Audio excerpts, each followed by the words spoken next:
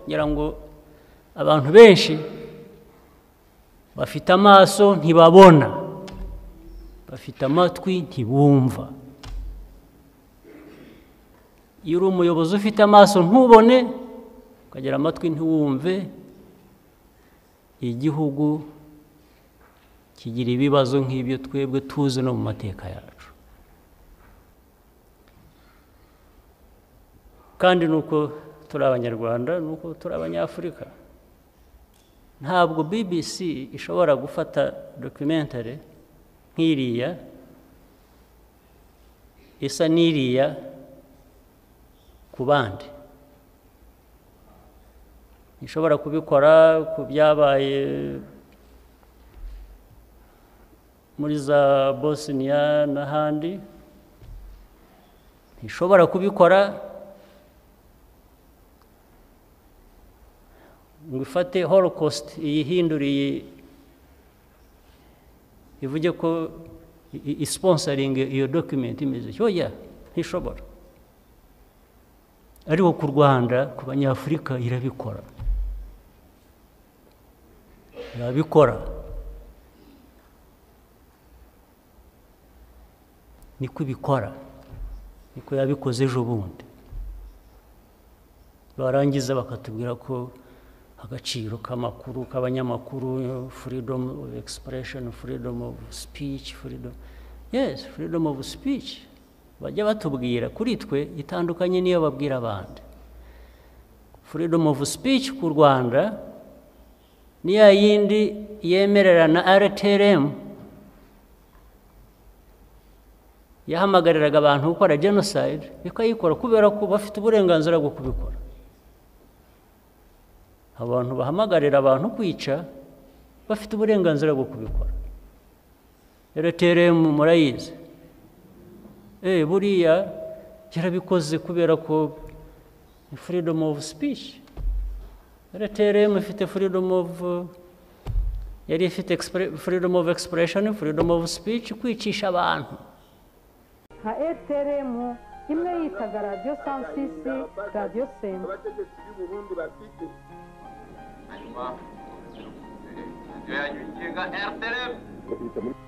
birashyushye. RTRM nyakubahwa Minisitiri ivuga ibiriho, ivuga kandi nacyo twayishyiriyeho kugira ngo ijye isobanurira abaturage. Ariko muri uko gusobanurira abaturage uzi ko hari abibogamira. Kubwira abantu ngo nimumanuke nimufate imihoro muteme mwica abantu. RTRM niyo yari ku isonga, nyuma intero yayo yikirizwa na Radio Rwanda ndetse na televiziyo. Ni ingabo zayo mu by'ukuri inkotanyi zizashira, ibyo birumvikana ko zizashira zikarangira rwose muri iki gihugu. Urebye ko zipfa wagira ngo zirazuka, ariko zo ziribeshya ngo zirazuka, ariko ntabwo zizuka, zirashira buhoro. Ariko se mama, noneho za nkotanyi zanerefonaga zagiye he? Zigomba kuba zarashize. Inga twiririmbire muze twishime nshuti, inkotanyi zashize. Muze twishime nshuti, yewe Imana ntirenganya. Bica abantu bafite amajosi maremare muyateme. That was a freedom of speech. Niyo bigeze hano ku Rwanda, niyo mpamvu BBC ishobora kuvuga no ni freedom of speech. Bafashe revisionists bose, actually harimo n'abagenocideri by principle, nibo bagiye gutanga narrative y'u Rwanda.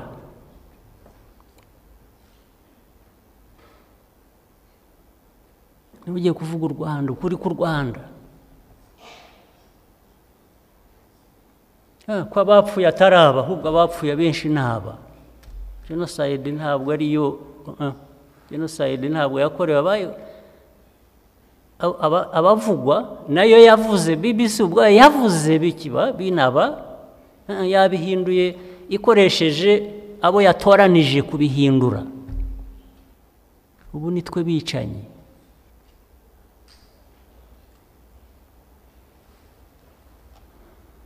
Abashinyaguzi. Muzi abantu bita abashinyaguzi. Ushinyagura. And I'm bringing it in the context of the responsibilities of leaders. You leaders, including the President of the Senate today, sworn in. If you don't understand this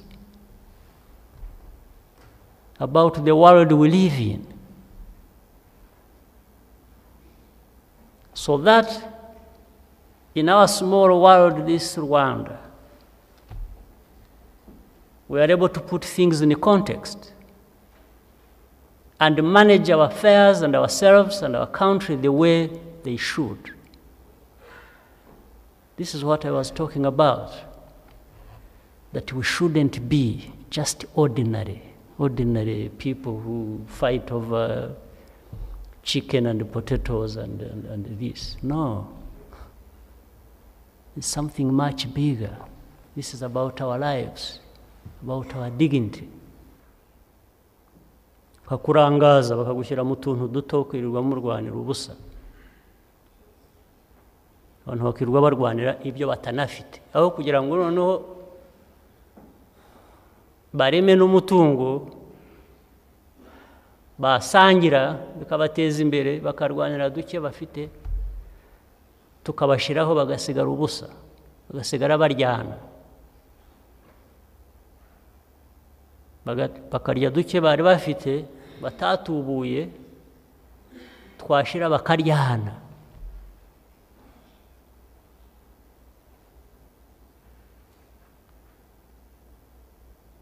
Wibwira ko hari undi ugufitemo inyungu zo kugira ngo agutuburire umutungo n'ibyo utunze kugira ngo mutaryana, uribeshya. Kuryana kwanyu kuri mu nyungu za bamwe. Abakora biriya bungukira mu kuryana kwanyu.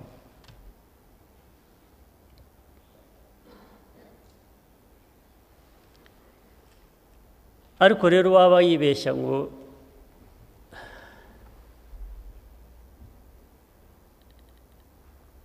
imyaka bamwe bamaze baharanira inyungu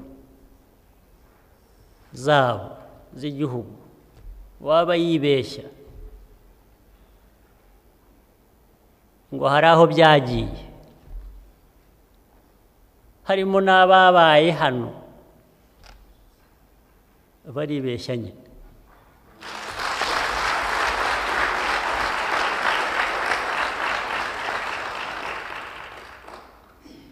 Iyo mitego uko igenda itegwa, tugenda tuyinyuramo, we get stronger, not weaker.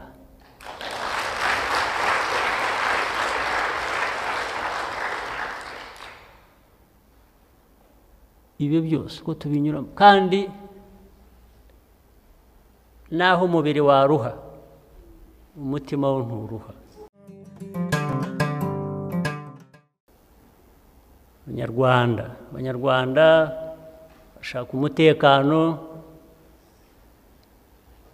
bashaka uburenganzira bwo gukora ibibateza imbere mu buryo ubwo ari bwo bwose.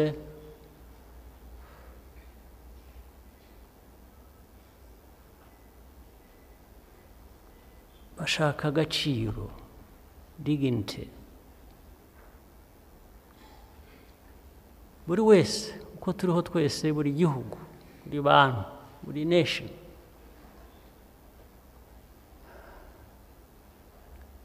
ifite izo nyungu.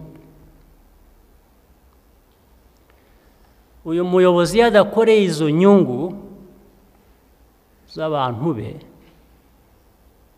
agakorera inyungu z'abandi, niho hava ibibazo, niho haturuka ibibazo by'igihugu nk'icyacu gishobora kuzakomeza kuba mu bukene, kuba mu mwiryane, kuba aho u Rwanda n'Abanyarwanda badakwiriye kuba bari. Umuyobozi agakorera inyungu z'abandi, abo bandi bo nyine barashaka kugera aho bashaka kugera, barangiza bakagukoresha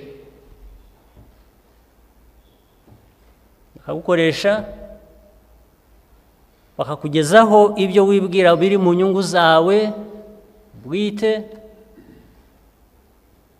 iz'igihugu ukorera zigahomberamo,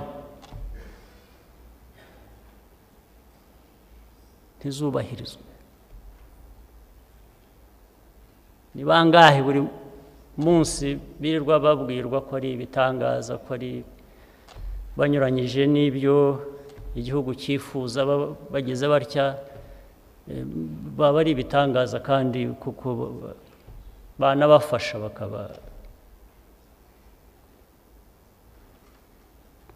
bakabageza ku byo bifuza, bakabogeza, bakagukirigita, nawe ugaseka kumva kuri igitangaza. Ariko iyo babikora ntabwo bakorera inyungu zawe, nta nubwo bakorera inyungu z'Abanyarwanda, barakorera izabo, kuko baraguhindura isuka ibahingira, baraguhindura igikoresho kikorera inyungu zabo, kidakorera izawe, kidakorera iz'Abanyarwanda.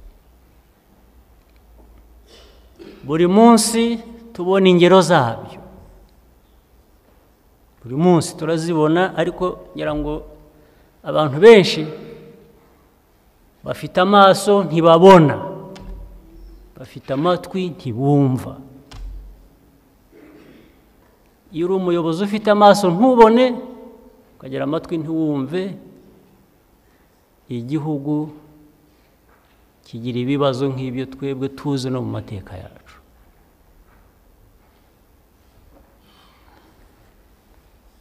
Ingero ni nyinshi zibitwibutsa buri munsi ko mwebwe Abanyarwanda, ushubije amaso inyuma gato,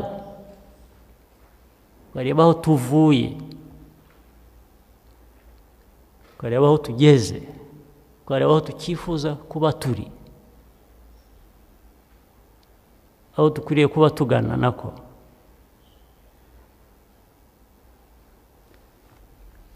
Ibi byose wari ukwiye kuba,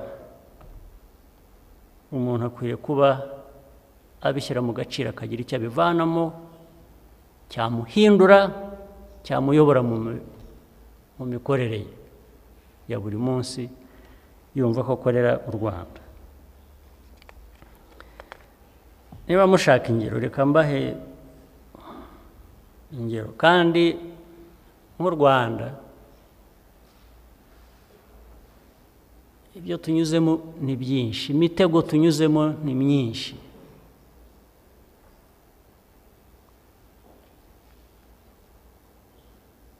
Nta nubwo birarangira. Usimbuka umutego umwe, utegura umutego umwe, ugasanga undi imbere.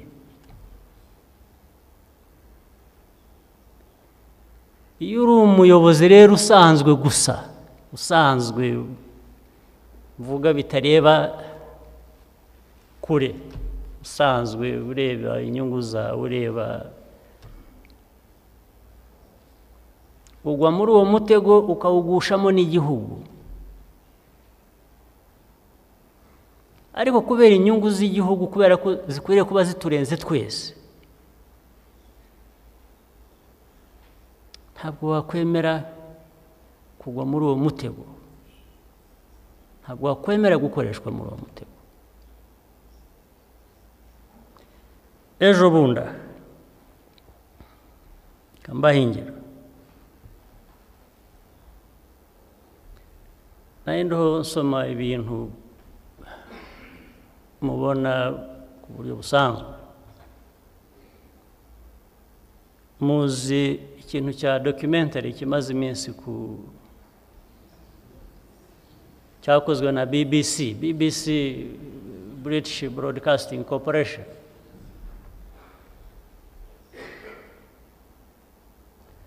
Well, batubwira ko iri independent. Okay, ubu ndabyemeye,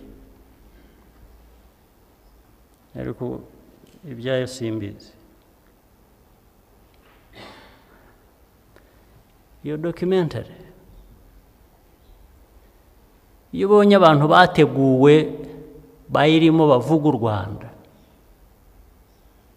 guhera ku wa mbere kugeza ku wa nyuma, abo bantu murabazi, sinirwa mvuga amazina, murabazi, nta nubwo amwe nkiyibuka, nta nubwo nkwiye kuba nyibuka. Ariko kubona institution nk'iriya yitwa ngo ikorera ku isi hose kandi ikorera ahantu ubundi bakwiriye kuba bumva agaciro k'abantu, bagahitamo gukorera u Rwanda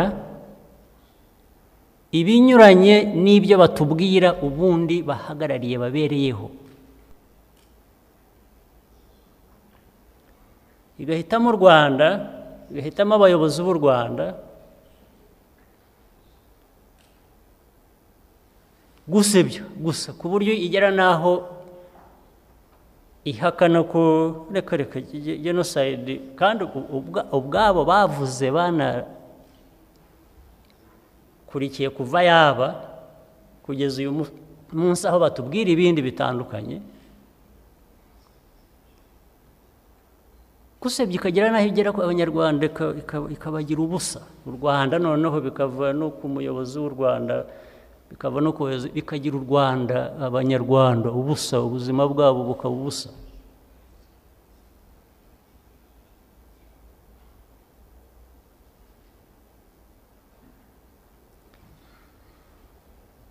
Kandi nuko turi Abanyarwanda, nuko turi Abanyafurika.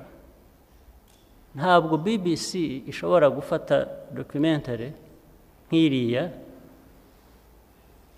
isa n'iriya ku bandi, ishobora kubikora ku byabaye muri za Bosnia n'ahandi, ishobora kubikora ngo ifate Holocaust iyihinduriye ivuge ko isponsoring iyo document imeze cyoya, ntishobora. Ariko ku Rwanda, ku Banyafurika irabikora,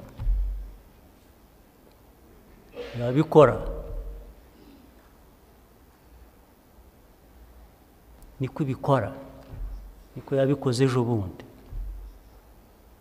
Barangiza bakatubwira ko agaciro k'amakuru k'abanyamakuru, freedom of expression, freedom of speech, yes, freedom of speech bajya batubwira kuri twe itandukanye niyo babwira abandi.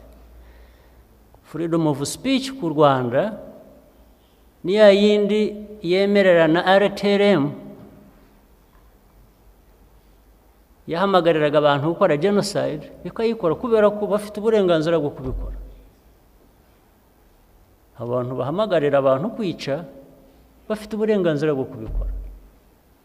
RTRM murayizi, buriya yarabikoze kubera ko freedom of speech. RTRM ifite freedom of yari ifite freedom of expression, freedom of speech, kwicisha abantu, kubwira abantu ngo nimumanuke nimufate imihoro muteme, mwica abantu bafite amajosi maremare muyateme. That was the freedom of speech. Niyo bigeze hano ku Rwanda, niyo mpamvu BBC ushobora kuvuga no ni freedom of speech bafashe division is bose actually harimo n'abagenosideri by principle nibo bagiye gutanga narrative y'u Rwanda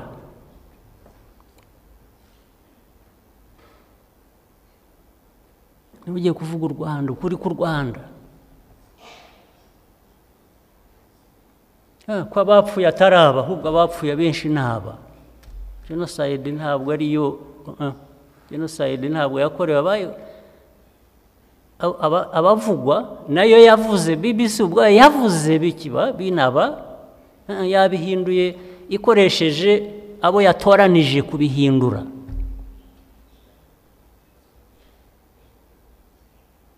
ubu nitwe bicanyi ntabwo abagenosideri ari abicanyi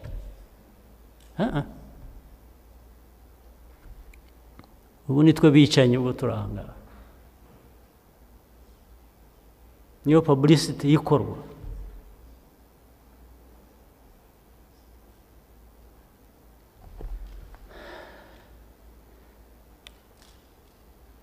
abantu bose bari discredited for very obvious reasons kuri story y'u Rwanda kuri the true narrative y'u Rwanda. They are the ones who have been selected and put there to tell the story that should be believed about all of us.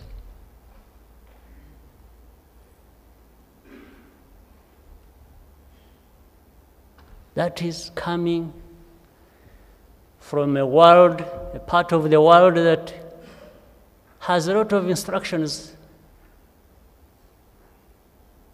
to give us about freedoms.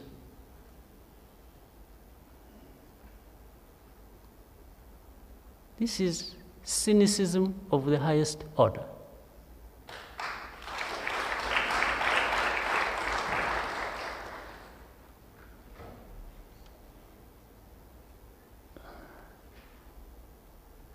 Everything the opposite of what they tell us they stand for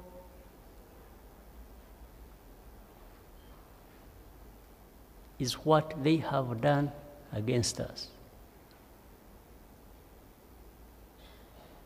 And it is not the first time. We see it every day, every week, every month, in all kinds of forms.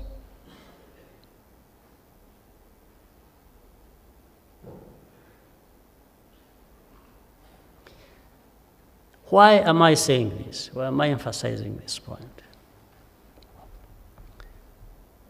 I'm saying this to remind you Rwandans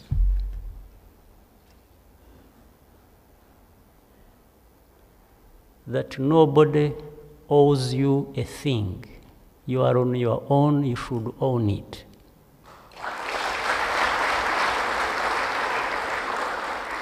You should own your story. You should own everything about you. You should shape it the way you want, the way you deserve. Don't wait for these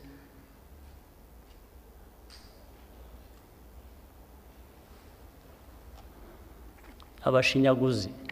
Muzi abantu bita abashinyaguzi. Ushinyagura.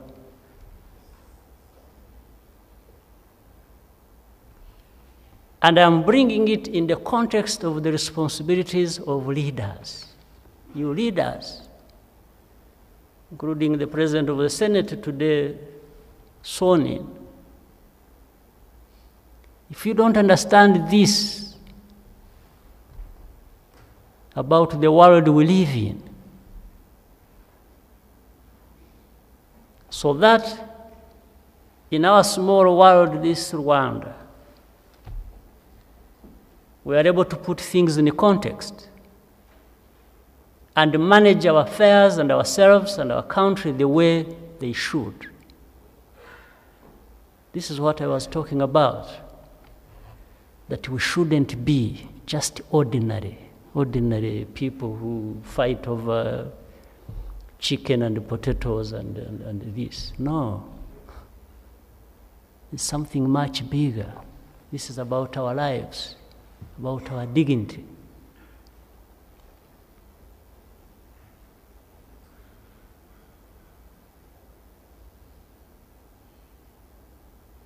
There is even, there is a lot to learn from critics, people who criticize you. Even if unfairly, there is always something. You can look around and find something, pick from that and learn from it. But these are not cynics. These are not critics. These are not ordinary critics. It's just a criminal.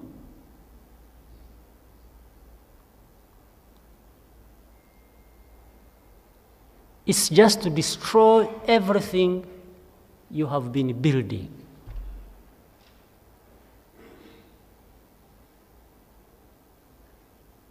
That's it. So they are the same people doing that to you. They are the same people who come the next day and start telling you the best thing for you, what you should be doing in your best interests. They actually assume they put themselves in a position where they know your interests better than you do. Well, maybe it is also true. Maybe we also portray ourselves as people who don't know our interests and have to be reminded by these cynics what our interests are. Ubanza natwe ariko twifata. Natwe twifata ku buryo abantu tubona bakabona tutazi icyo dushaka, icyo dukwiye, ikidukwiye, uko dukwiriye kubaho, noneho of course bakaza kubikubwira, kubikwibutsa. Ariko iyo babikubwira babikwibutsa, ntabwo ari ibiri mu nyungu zawe, ni ibiri mu nyungu zabo.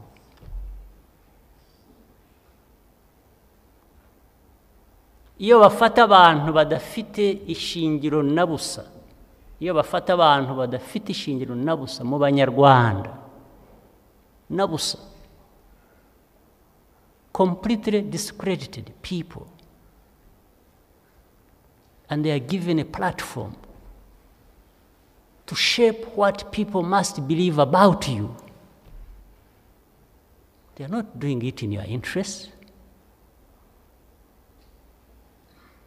They are doing it in their own interest. But I don't know what interest those are.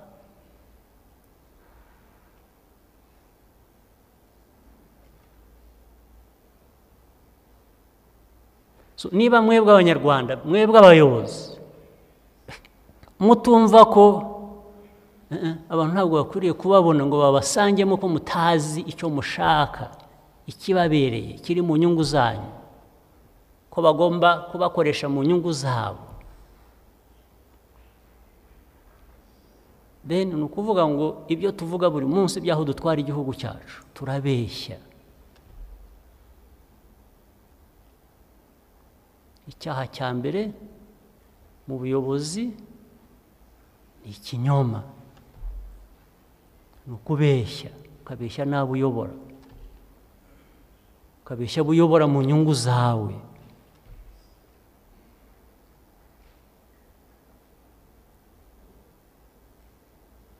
You should make a choice. You should make a choice. Ukwiye guhitamo. Mugahitamo guharanira inyungu abanyarwanda bakwiriye kuba bafite, inyungu abanyarwanda bakwiriye kuba bageraho, inyungu iyo uziharanira zawe n'iz'abanyarwanda nibwo uba wiha agaciro. Cyangwa se ugahitamo kuvuga, ukanavuga ko uzaba igikoresho cy'abandi, ukunguka wenyine ariko ibyo wunguka ntabwo nabyumva ibyo ari byo, simbibona. Bakakurangaza bakagushyira mu tuntu duto kwirirwa murwanira ubusa, abantu bakirirwa barwanira ibyo batanafite, aho kugira ngo noneho bareme n'umutungo basangira bikabateza imbere, bakarwanira duke bafite, tukabashiraho bagasigara ubusa, bagasigara baryana, bakarya duke bari bafite batatubuye, twashira bakaryana.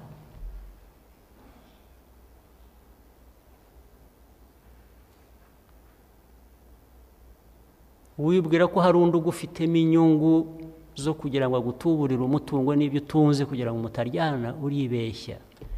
Kuryana kwanyu kuri mu nyungu za bamwe, abakora biriya bungukira mu kuryana kwanyu.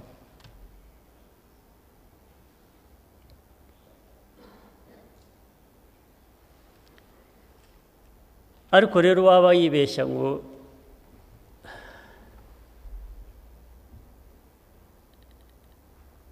imyaka bamwe bamaze baharanira inyungu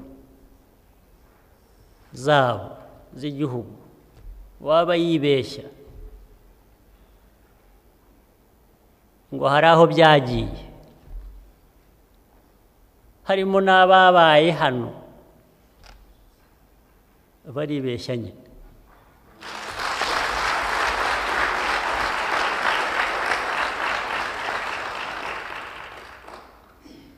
Iyo mitego uko igenda itegwa, tugenda tuyinyuramo, we get stronger, not weaker.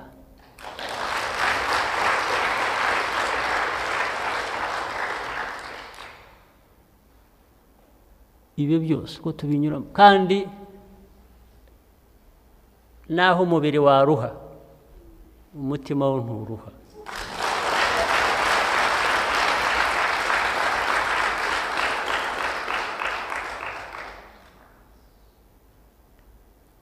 Biriya ibitutsi abantu, ibitutsi uburyo bwa mbere bwo kubishobora ni ukubisuzugura.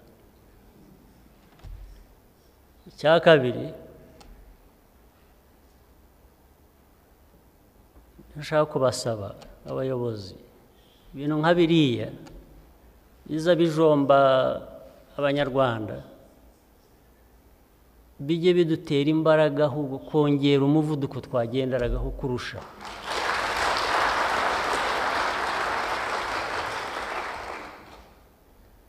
Let's just do more of what we are doing.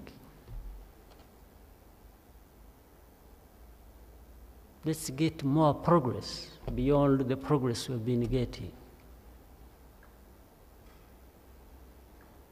That's the only way to answer back to these cynics.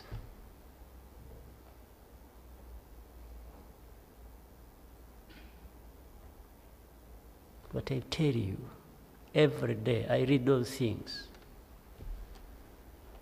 I feel stronger than ever before.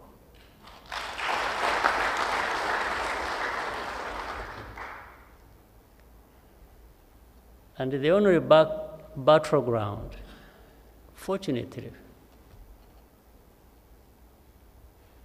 for us, is here, this Rwanda.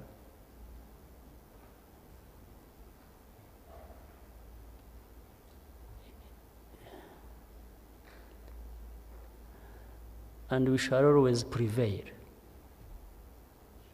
on this Rwandan battleground.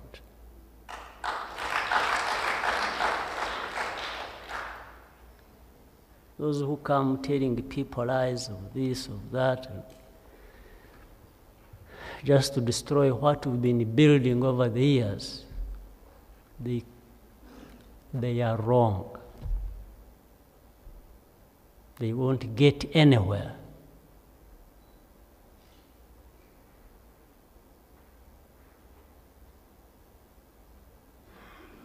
And every day, we feel stronger, we feel more energized and happier to engage them on this battleground every single day. Now, let me shift a little bit from that.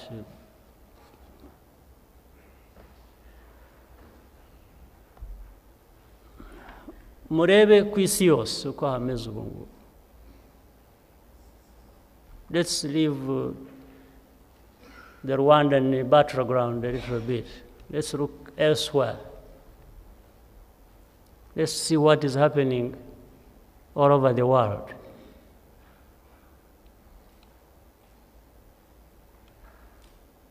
Just tell me which part of the world, and I'll tell you what problems there are.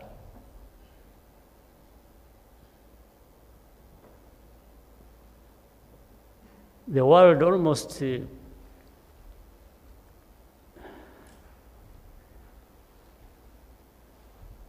seemingly chaotic. Chaos all over. Of course, that chaos can't be originating from Rwanda. Absolutely not. We have our own share of the world's problems, sometimes more than our share, or a fair share that we should have. But we are not certainly the cause. But it's also a reminder, in a small way, of our responsibilities. Not only responsibilities for our own selves, but also to contribute to finding solutions elsewhere. Make our small contribution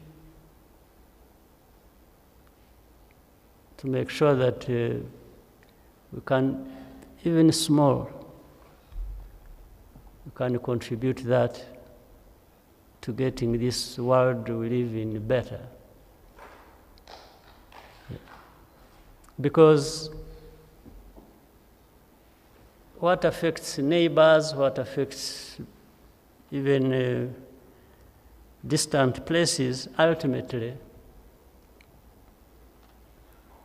depending to what level, it also affects us.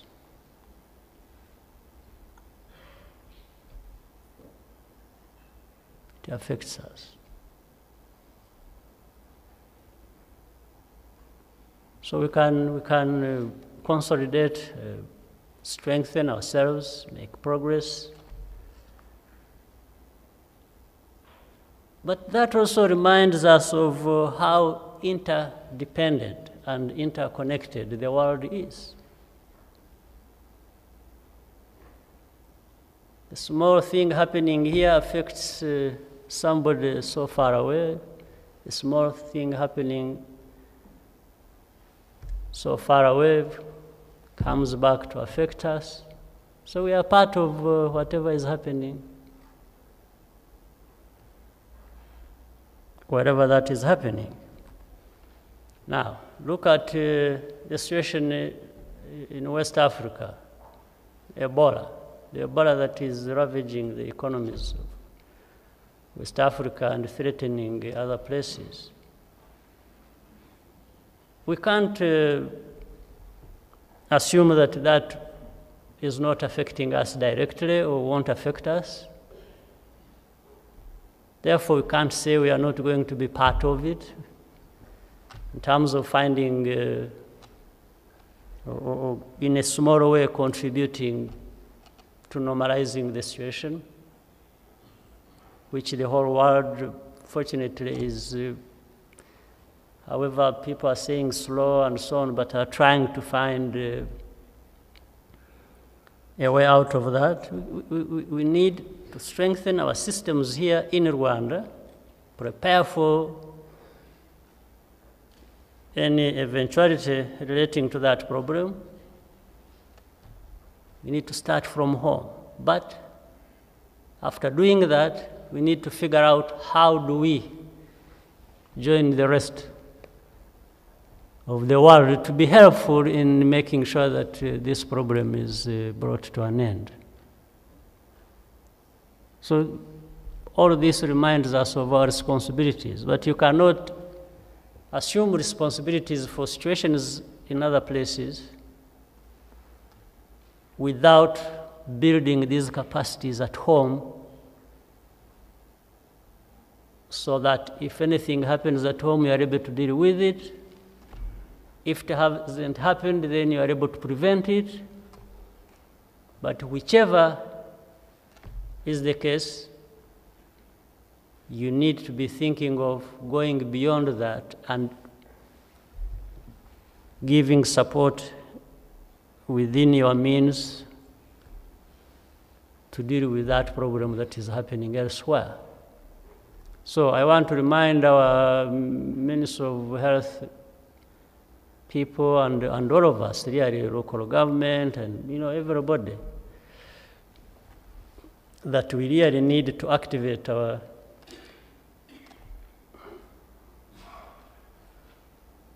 systems, or healthcare and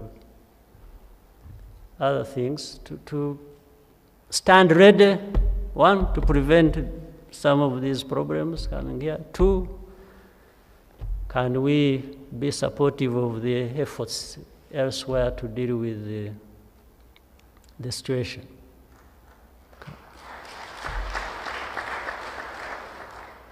So the healthcare workers we have here in their tens of thousands, these Rwandans need to be mobilized, and everybody needs to be part of that mobilization and part of it, so that this thing that has almost become a top priority in terms of national security of countries, which does not exclude our own country, this problem doesn't overwhelm us. Or if we can prevent it, we do. If we can, when it comes, we manage it properly. If it doesn't come, then we can use what we have put in place to support what is happening elsewhere. This is what, in other words, leaders here present, I'm just reminding us all that there are always going to be challenges we should be prepared for, and I think Rwandans, given where we are coming from, given where we are and where we want to be, I think we have where we lack in terms of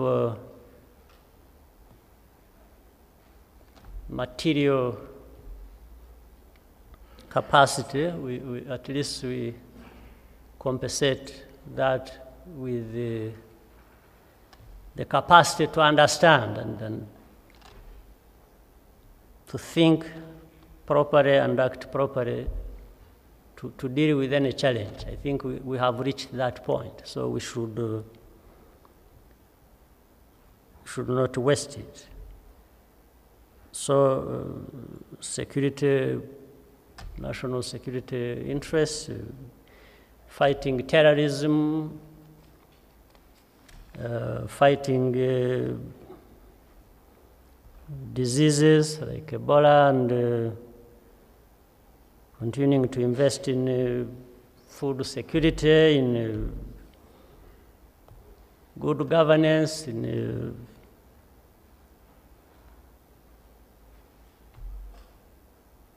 enabling our citizens to be able to do businesses and for their own development,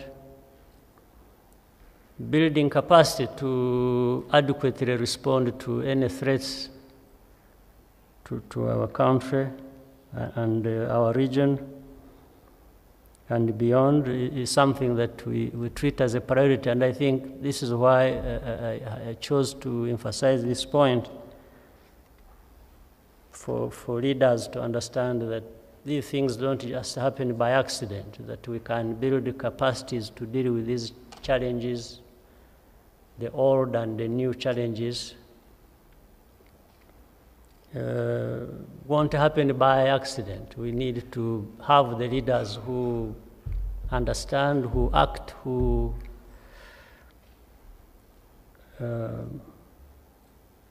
see things for what they are, and leaders who, when they are insulted and abused and misrepresented, they'll just do more of what they think they are doing right, rather than quitting and running away from problems. I think we should be people who don't run away from problems.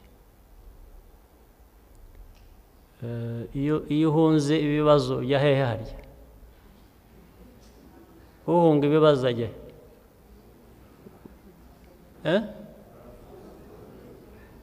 or if you run away from the problems of Rwanda, where would you run to?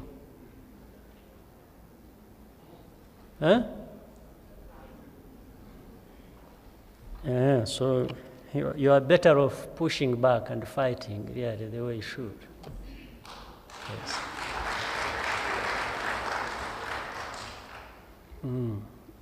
Now, abiteguye guhunga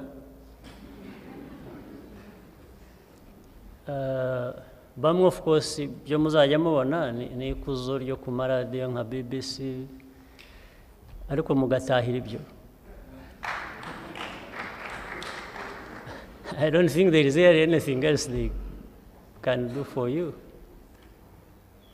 especially niyo bavuga u Rwanda, ukajya hanze ukaba igikoresho cyo gusenya u Rwanda mu magambo, ariko u Rwanda ntabwo ruriho mu magambo.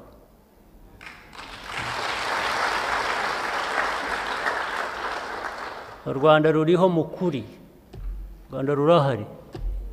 Yes, uraza hano ukahansanga, ukahasanga mwebwe, ukahasanga abantu. It's real. Yes, ukahasanga ibikorwa. Yes. And if you want a fight, they give you a good fight. If you want peace, they give you real peace.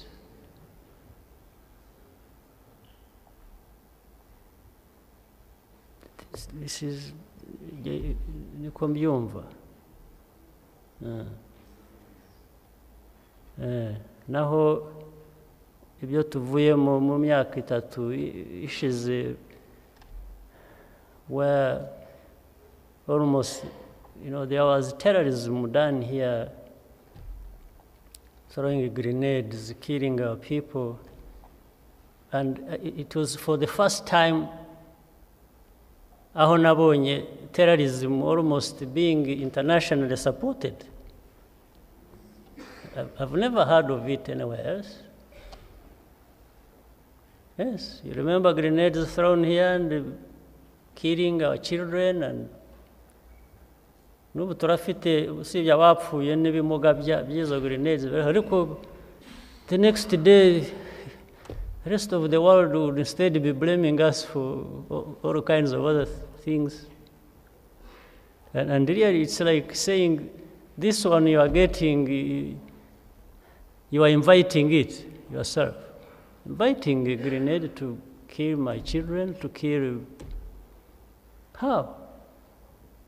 This is what I was calling the highest level of cynicism. And of course, beyond that, then the world starts praising and giving a platform to those who actually were behind it. These people in the documentary of BBC people who were behind those grenades. So they are given. I have never understood how I would wish to see on BBC some of these extremists, all of us are trying to fight, being given a platform. I think they should give ISIS. You have heard ikintu bita ISIS. Murakibona nuta, I mean, muracyumva buri munsi. Some monster that has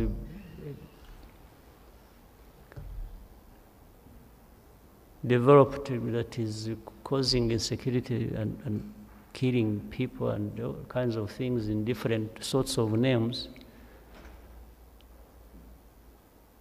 If those can, why don't they, in the name of freedom of expression, why don't they give them a platform and we see what they say? Or would they actually do that? I want to see somebody, on one hand you do these things to Rwanda, to me, and then on the other, no, these extremists deserve to be eliminated, and which I agree with. I agree with that. But why, how do you start being selective about these extremists? You know the case of FDLR? This FDLR program that has been there for the last 20 years. 20 years. You think it is by accident? Do you think it is by accident? Then the other day, something also emerged called M23. The whole world was not only descending on it to kill it, but they even wanted to kill us for it. Something they are more associated with than ourselves. We paid a very high price for this bloody thing which we had, which was the creation of other people other than ourselves. Then after that, when we all cooperated in dealing with the situation, and they had told us they would deal with it and deal with FDLR and deal. Then when all that was done, when it came to FDLR, they started saying, yeah, but you see, these people are very young. They are not really the old ones who, So they started saying things we could not understand. N'uyu munsi, even today. So on one hand, people are there promoting extremism that have killed people. These people, if they are associated with people who killed our 1 million people, and it is like, you see, they are not old, they are young. They are, among them, they are young ones, so let's see what we can do about them. Really. And then when it comes to the threats that are similar, directed at them, everybody must cooperate. What is this? Do you understand this, you leaders? No, but at least whether you understand it or not, I want us to be reminded by that we really need to be serious about our own business. Yes. Let's be serious about our own business. Our own business of stability, of prosperity, of making sure that every Rwandan has and feels they have security. They are able to freely go about their business. This is our main business. You can't outsource it. You can't have anybody do it for you. Please, forget about that. Forget about thinking anybody else will come and do it for you.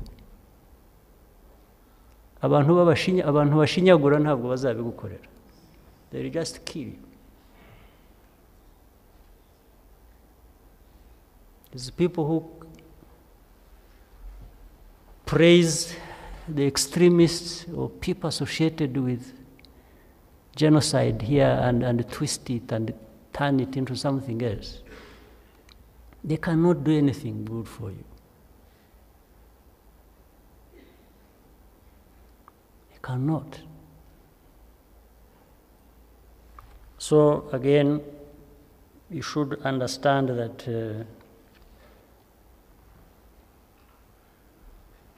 you have your country, your lives to manage, to run. You better do it, you own it, because after all, in most cases, you are here on your own. So if you are on your own, you'd better stand up to these challenges. Otherwise, people will come support you in the morning, in the evening they destroy what they have supported you to build. For whatever reasons I have never understood. Yes, I thought I needed to take a bit of your time on this. And from here, this was a moment for me to speak out, to say something, but now from here I think it is time to go and do real things.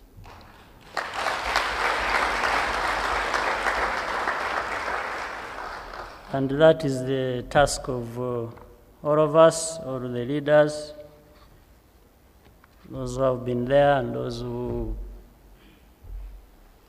come in at different times. That is our main business. And so let us be the real fighters for our own progress and development. Asante sana.